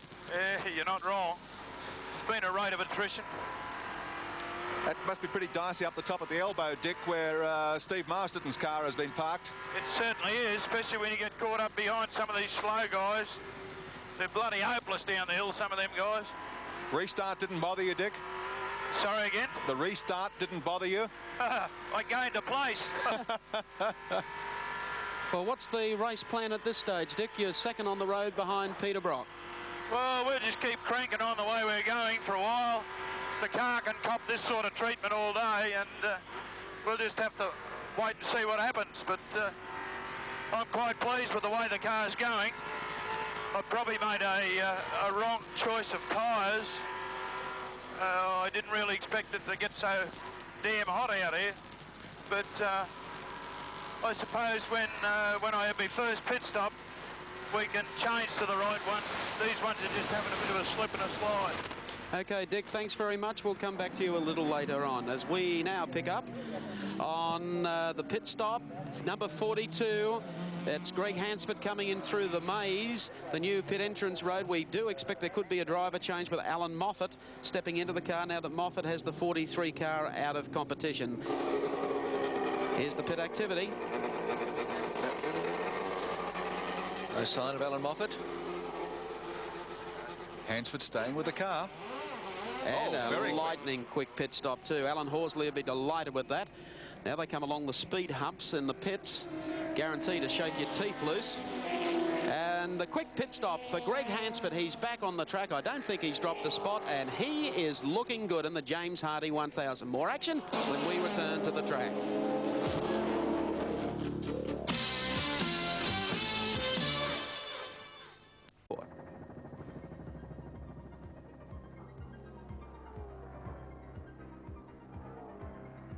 Well, Willow is gone, and Walkinshaw and Tesorero.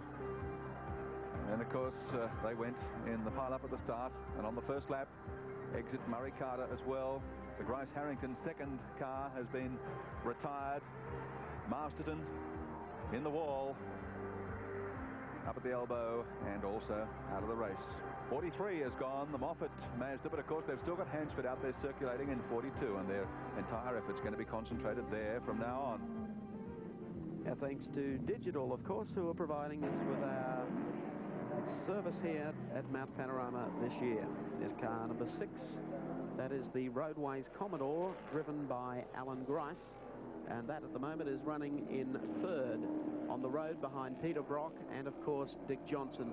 Behind Alan Grice, George Fury, John Harvey, Warren Cullen, Jim Richards, Greg Hansford, then, of course, Peter Jansen and Gary Rogers. And rounding off the top 10 in car number 28 is Barry Lawrence and Jeff Russell.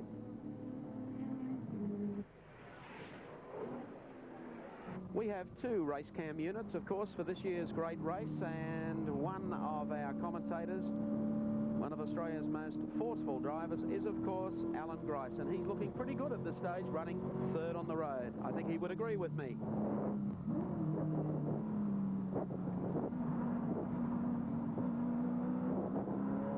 Gets a bit busy out here, doesn't it, Mike? Alan, thanks very much. Thanks for joining us. We're following you around Mount Panorama. We have a wide international audience this year with viewers throughout England, the United States and New Zealand. Would you like to explain to them just how busy you are? Yeah, well, I've got a couple of hassles. Started with an engine that wasn't all that, make up your mind, thank you. Wasn't all that strong. But as the race has gone on, it's freed up a fair bit. So I think that'll come right. But we've also made a different choice on tyres to anyone else. Just have a look and see where this truck is for a second. Oh, no, wait, right. We've also made a different choice of tyres, which has handicapped us in the first few laps. But hopefully we will have made the right choice. We're holding a gap on Brock at the moment, and the object right at the moment is just to hang on to him and don't let him get him away. Yes, we were talking to Dick Johnson only a short while ago, and he said the same problem, that maybe he made the incorrect choice of tyres. Well, I hope you're right. But we were slower than we'd wanted to be early, but I've been able to maintain a pretty steady pace since. To do it, I've had to change my driving style a bit. I've got to punch the car across curbs to stop it from understeering, but and then get a bit of tail out like that. But anyway, that's what they pay me for, and we're still holding the times, and we're holding the same sort of gap and picking Brock up just a bit, so all we can do is hang in there and try and avoid all this slow traffic. Alan, for the viewers watching our telecast overseas this year, perhaps you might like to talk them around the circuit and exactly what you're doing for a lap at Mount Panorama. Well, this is an important one because it's such a steep hill. Hills don't tend to come across in the right perspective on TV, but believe me, this is awful steep.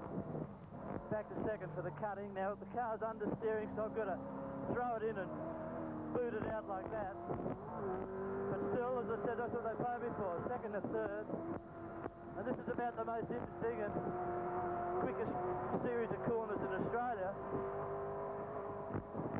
With this sort of car, we're doing, I guess, 130 mile an hour on 3 and 2 wheels.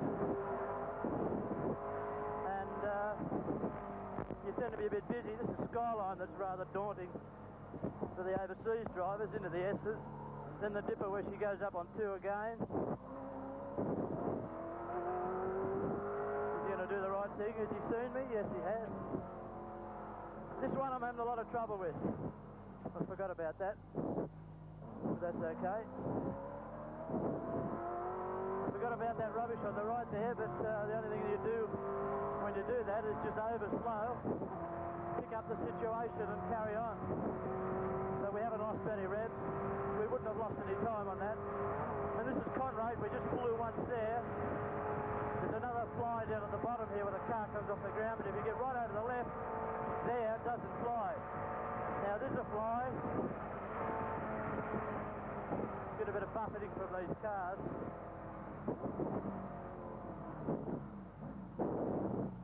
He's going to Bathurst. He's probably got a bit thirsty. Alan, there was some controversy about your team and also the Moffat team entering two cars. As it's turned out, the decision was the right one for Alan's team after being involved in that accident. They're back to one car, and you're back in the same situation now. Yes, well, it was never intended to be a smart or clever move, just common sense. We both have two very good motor cars, and we both chose to take out insurance. Now, Moffat's collected on his premium, hasn't he? Yes. But, you know, it's a shame the organisers elected to have a bun fight with us rather than sort it out. We had to go to the stewards, but that's the name of the game, and there's dollars involved, and a lot of men that all want to win the same race. Tell me this, Alan, what does the James Hardy 1000 mean to Alan Grice? It's a Sunday normally in October, when I come out and get terribly sweaty and try and beat all these other turkeys at doing something that we all do pretty good. Does this race mean something more to you than any other race? Yes, certainly. This is the Melbourne Cup. You can be last all year and come last and win this one, and you're a hero. And you can win everything all year and come last year and be a mug. So that's how much it means. Well, thank you for allowing us to invade your privacy in the cockpit. We'll let you get back with your mind on the job. Thank you for those very gracious comments. Okay, Mike. We'll talk to you later on. Okay, buddy. Thanks very much. Alan Grice, driving with Racecam, one of Australia's top touring car drivers, and he's running strong in this field. Yes, and a great talker too is Gricey. And I tell you what, he's talking about being a mug. He's no mug. He knows exactly what he's doing out there. Watching the cars ascend the mountain. It's a stage of the circuit where power is so important. That's one of the smaller cars, the Exit Turbo of the Nissan team, which is posting remarkable times. It's around about 6 or 7 seconds quicker than it was last year. They're in 19th position on the track, car number 16. Christine Gibson and young Glenn Seaton, Barry Seaton's son, youngest driver in the race. He's only 19. They're sharing the drive in this car. As I said, they're in 19th position, but they've covered 27 laps, and they're only a lap and a half down on the race leader. So it's a great performance, and young Glenn Seaton was posting really sizzling times, as Steve Rabbitt said, in qualifying here. So keep an eye on this car as the race continues. A great race, the James Hardy. Whoa, one of the Rovers is in the wall. Car 60, Steve Soper and Ron Dixon's entry. Oh, the Group A lead. They were running second, in fact, in the Group A category. The other Rover, driven by Jeff Allam and Armin Hahn, are leading the class. But the second Rover in the wall at Forest Elbow. I tell you what, they must have just got rid of Steve Masterton's car in time, because it's had a lose past there and gone into the wall. There's the driver. Oops. Somewhat unsteady getting out of the car. So the Group A challenge to be thrown out by the Rover team has gone from 2 to 1 car. We'll have a result on that. And other information when we come back to Mount Panorama Live.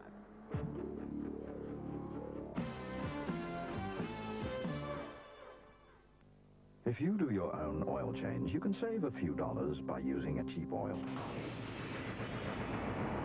But you might not save your engine.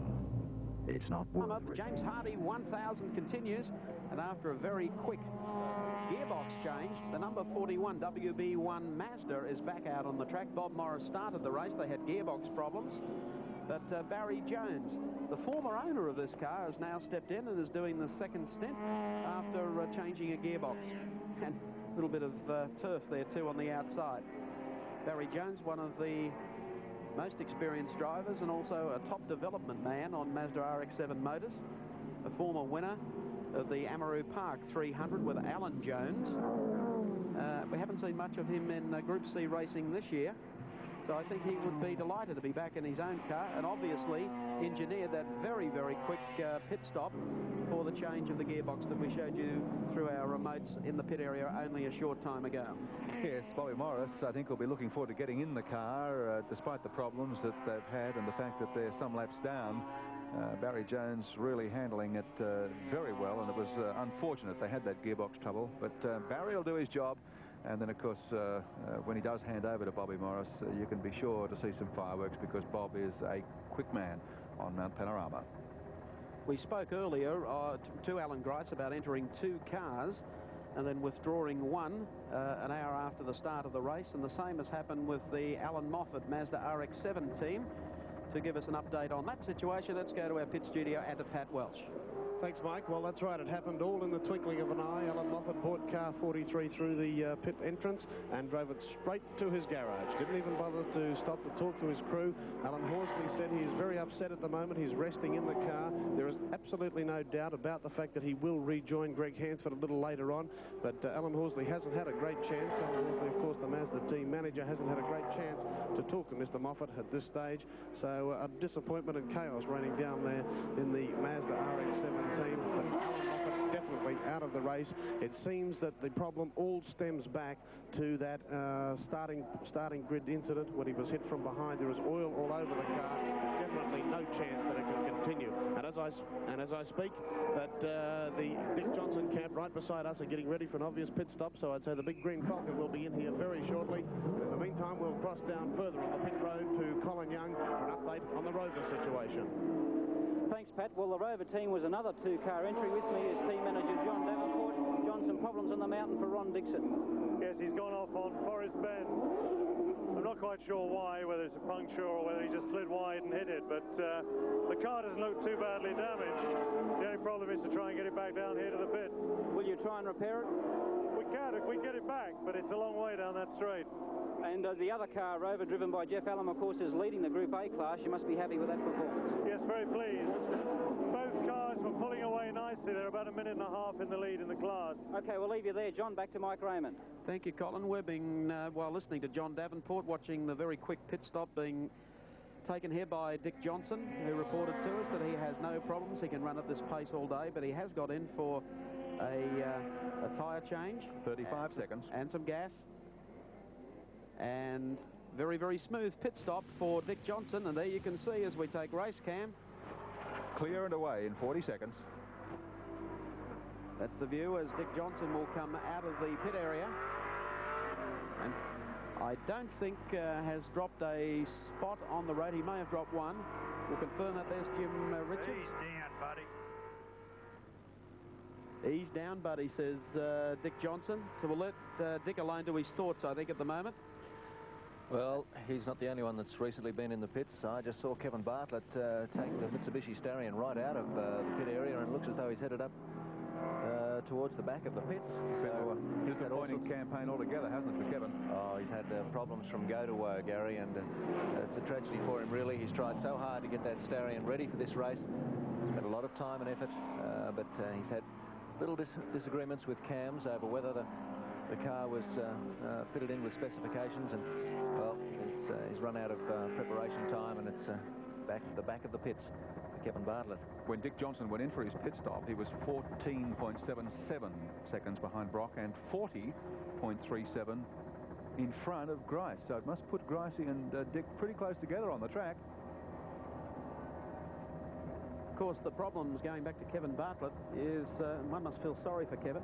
Trying to develop a 1985 car in 1984. He can change all these things and make it quite legal in 85, but it's been a frustrating time for him at Mount Panorama. The rush to even get here, the preparation of the car prior to that. I got an idea that might be Grice, just about 20 or 30 metres in behind Johnson now.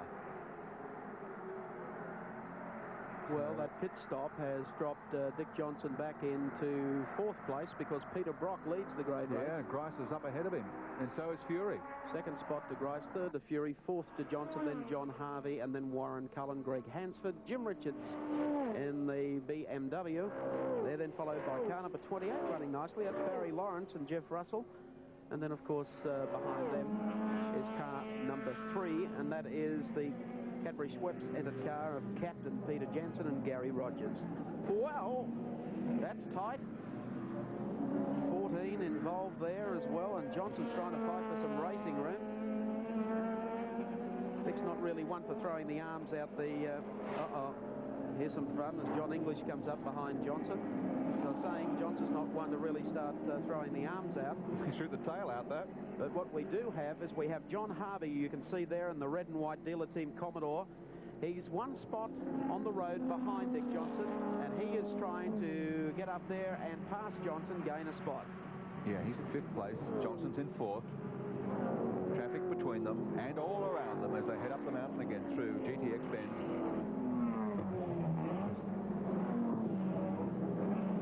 Rock in front, Grice 2nd, Fury 3rd, Johnson 4th, Harvey 5th. And Cullen and Jones in their Commodore now up into 6th spot and doing well, just ahead of Greg Hansford. Coming up on the Ignis Commodore, which he takes nicely. Oh, here we have the race leader down through the maze. No, it's not the infield at Sandown, it's the pits here at Mount Panorama. And the race leader, Peter Brock. You want to look at a perfect pit stop? Just watch this. Perkins says, righto, boy, step on out. He's ready to go. Peter will help him with the shoulder straps. We have the timer going on the pit stop. This is a well-drilled crew. Keeping an eye out for Grice as well. We have Colin Young in the pits who will call the action for us. Larry Perkins in the car, 4 new tyres on, the second churn of fuel just going on. Jack's down, and Larry Perkins ready to take a little bit of a problem on the left-hand front tyres. But Larry Perkins slides out of the pit area, 2 churns of fuel in and 4 new tyres for the 05 Commodore. Back to you, Mike. Thank you very much, Colin. Well called. The time of 31 seconds in there to get all that done. That's remarkable work by the Holden dealer team pit crew, but as Colin mentioned, a bit of a hold-up on the left-hand side front, so they probably won't be completely happy with that pit stop. Well, what we have is an interesting situation coming up because, as you can see, Dick Johnson there in 3rd. Going up Mountain Straight at the moment is Larry Perkins, and behind him Alan Grice. So that might be just the incentive Grice needs, and Fury is running at a very, very strong pace as well, doing that very, very nicely indeed. So the action is warming up. The pit stops are coming, and we'll show you more when we return to Mount Panorama live at the James Hardie 1000.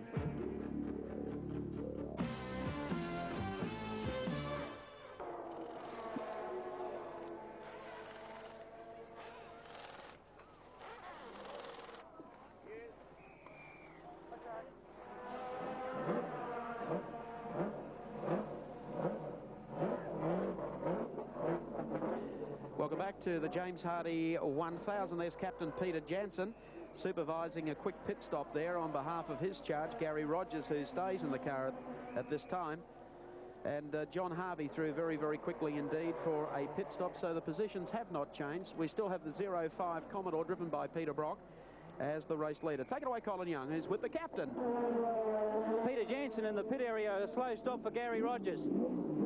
The air was off. Would you believe there was no air for the gun to take the wheel nuts off? Any problems with the car? No, going like a dream, but down about 40 horsepower, but still. So what will you change with Gary next stop? Next stop I'll be back in the car, yeah. Okay, apart from some air pressure problems in the jacks, the Peter Jansen, Gary Rogers Commodore running well here at Mount Panorama. Thank you very much, Colin. The captain, he'd be the last person I'd expect to be complaining about the air being off, or even hot air at that stage. Looky here. We've got the race leader, and that, of course, is Larry Perkins. But look who is right behind him. Alan Grice warming to the job of taking the lead away in the James Hardie 1000. And here they come down the straight. Perkins with the pressure well and truly on at this stage, keeping in mind they've already completed their pit stop, and Grice is yet to pit. No, he's not going to get by. Oh, Perkins has got the guns. So that will show you the edge that the dealer team Commodore has at this stage as they come over the crest, down beneath the bridge and into the braking area at Murray's Corner. Well, this is as close as the race has been since the flag dropped. The race leader, Larry Perkins, in the 05 dealer team Commodore, and behind him Sydney's Alan Grice. Then back in 3rd place is George Fury, and 4th place is Dick Johnson. Right up on his tail goes Alan Grice as they go through Hell Corner. and head up the mountain once more. Seems to me the dealer team car's got a lot more straight line power, Mike. Appears to be that way. Grice doing some talking back to his crew, so we won't interrupt him. Marshall's car on the track. They could have started another 15 Marshall's cars today, I think. Okay, coming back up to GTX Bennett. There's the truck as well. How'd you like to meet that on the way up Mount Panorama? Oh, Grice has another shot, but there's a slower car in front. Just consider how good these guys are. They're on a public road. They're racing. Oh, there's not much room there, but Grice takes the advantage, and Grice goes through to take the lead in the James Hardy 1000. You saw it with Racecam as we drop into the Wilco cutting.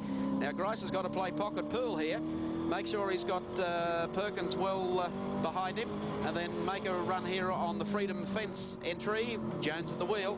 Can't get through. Now he goes to the inside, takes him nicely, slips by. So Alan Grice now leads the James Hardy 1000, but he has yet to pit.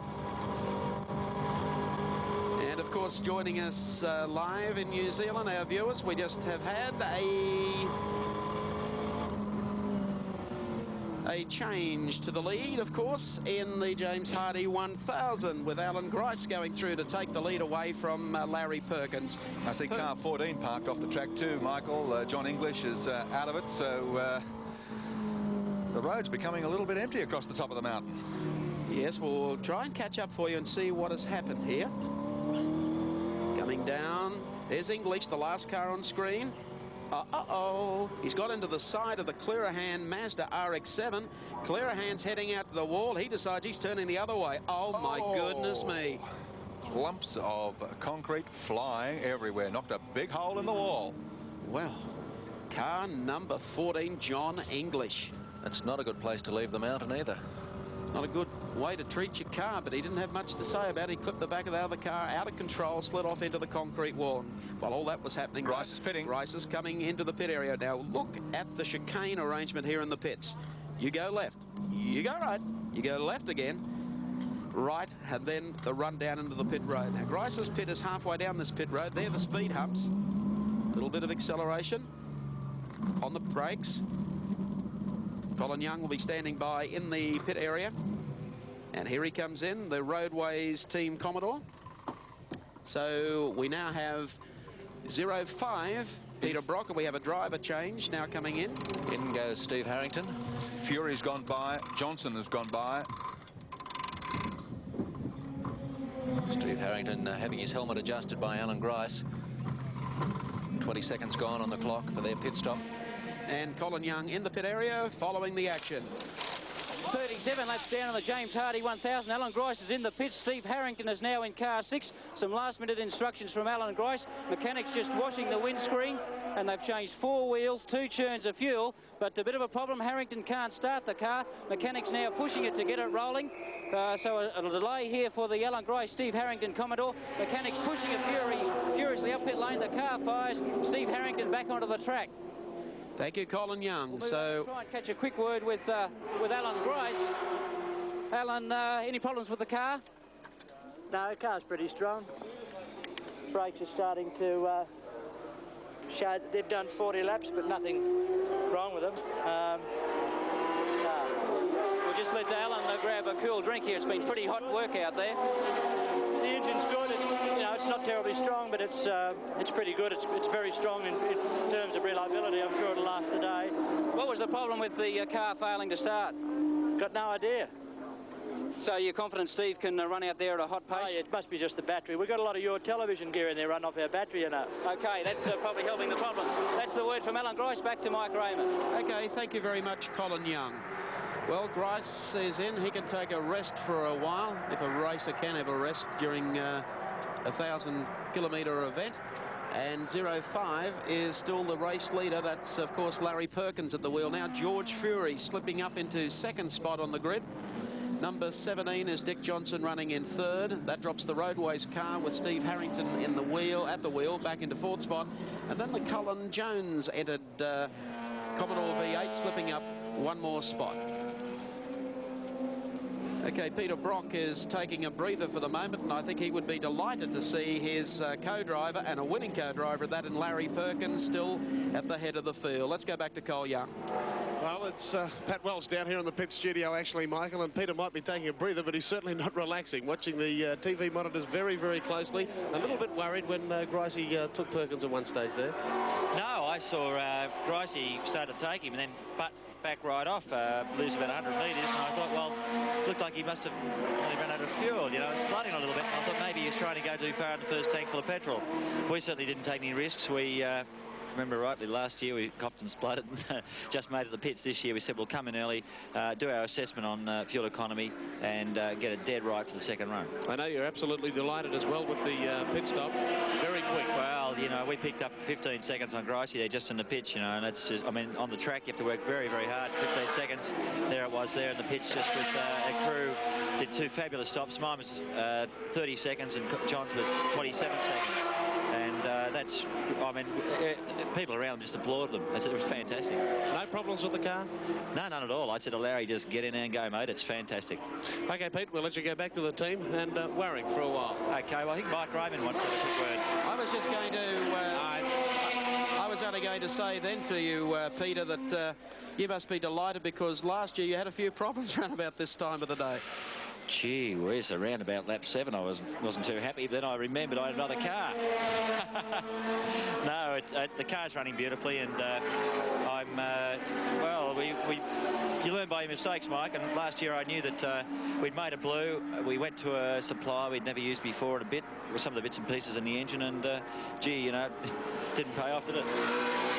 Well, it mightn't have paid off, but you're doing well today, and we hope good fortune smiles for the remainder of the James Hardy for 84. Yeah, long, long way to go, Mike. OK, thanks, Peter. There's Larry Perkins, still out in front and leading the great race. Second spot being held by George Fury. Third place to Queensland's Dick Johnson. More action to follow when we return to Mount Panorama at Bathurst.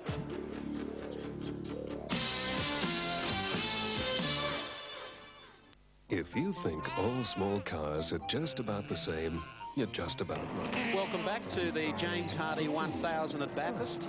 There is the Group A BMW going through, car number 62, and I think their Group C car has some problems, Gary Wilco. Certainly does. I mean, that's what they've got going for them at the moment. 31, the Jimmy Richards car has been pushed off behind the pits, but I noticed that the boys that pushed it off were running. I mean, they had some speed up and have pushed it back into the encampment behind pit row as quick as they possibly can. In fact, I can still see them wheeling it down behind the pit area, and obviously whatever is wrong with it can be fixed.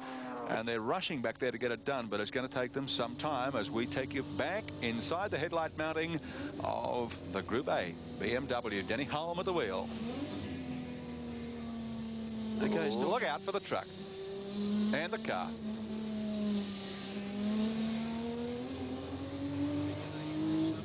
Currently lying in 31st position after 35 laps. Running strongly, unlike its stablemate, unfortunately. Listen to the gear changes.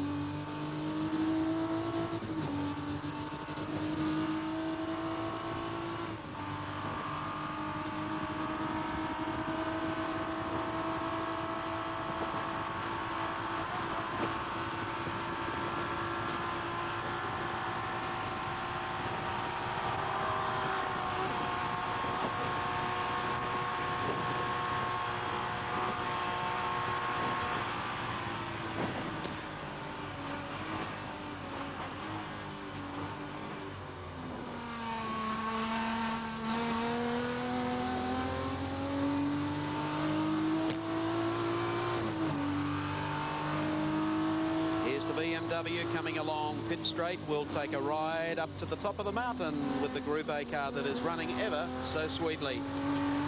Not running so sweetly is the other BMW we mentioned being pushed out of the pit area. It was running on 5 cylinders, running very roughly. They're going to try and fix it.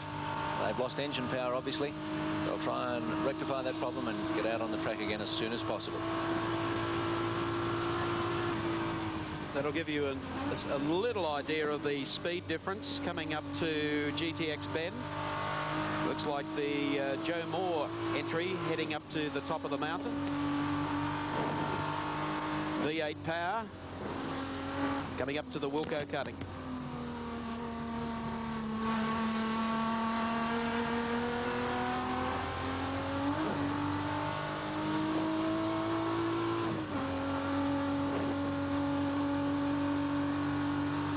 notice just how fast those V8s are across the top of the mountain. Using all of the road, fast line through there on the inside. Cutting back here to the inside as they come around the skyline.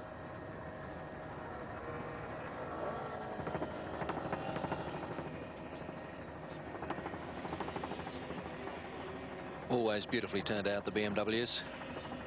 And right behind him, of course, is one of the dealer team Commodores. They're ready to pass now. Wait for the arrival of the red and white Commodore. You'll notice the acceleration difference now of the V8 to the Group A BMW. And away it goes. But it won't go like that next year when Group A becomes national touring car category here in Australia, because so many of these cars are just going to be equal.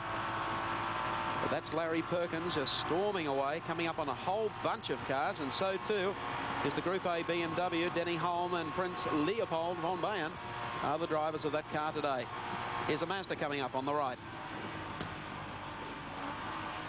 BMW takes him.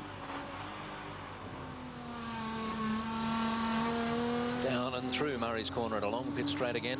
A huge crowd gathered on the right-hand side, as you can see. So that's Race Cam Mark II, brought to you as part of Seven's exclusive coverage of the James Hardy 1000. It might be time to review the last hour of the great race.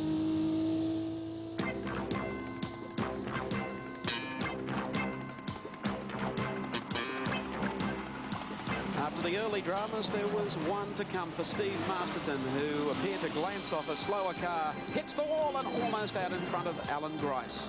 It was bad luck for Masterton, qualifying well within the top 10 and running so strongly in the field. Masterton climbed from the car. He was dazed. He'd gone into the embankment at full speed. The crew watched on in great disappointment as Steve Masterton staggered away from the car, surveying his last start in Group C racing. Then Jim Keogh and Terry Shield had their problems, but across the top of the mountain, it was Peter Brock in 05, still running strongly at the head of the pack. Peter Perfect, they call him. He's won this race 7 times, and he's after another one. The officials finally got the big truck to the top of the mountain to pick up the Masterton Holmes 2WS car, and while this was going on, it was number 42, Greg Hansford, doing so well for the Moffat Mazda team, coming down through the mountain, holding his position and staying in front. Alan Grice took our international viewers on a trip across Mount Panorama, and he had his dramas because he was trying to chase car number 05. Troubles then for the Group A challengers, outright challengers, the Mobile Rover team, with Ron Dixon running off course and going into the tyres. A smooth pit stop for Dick Johnson. He was second on the grid, brought the green Palmer Tube Mills Falcon into the pits. A well-disciplined pit stop for Dick Johnson. Down a little on power, but it's running strongly. What about car number 41 for good servicing? A new gearbox in just under an hour. Johnson finding the traffic was a little tough here. Car number 14 causing him some concern there. That was John English, but he was able to spread out and still keep his second place. Peter Brock, the pit stop of the race so far. He came in, he jumped out, Larry Perkins in, and now leading the great race.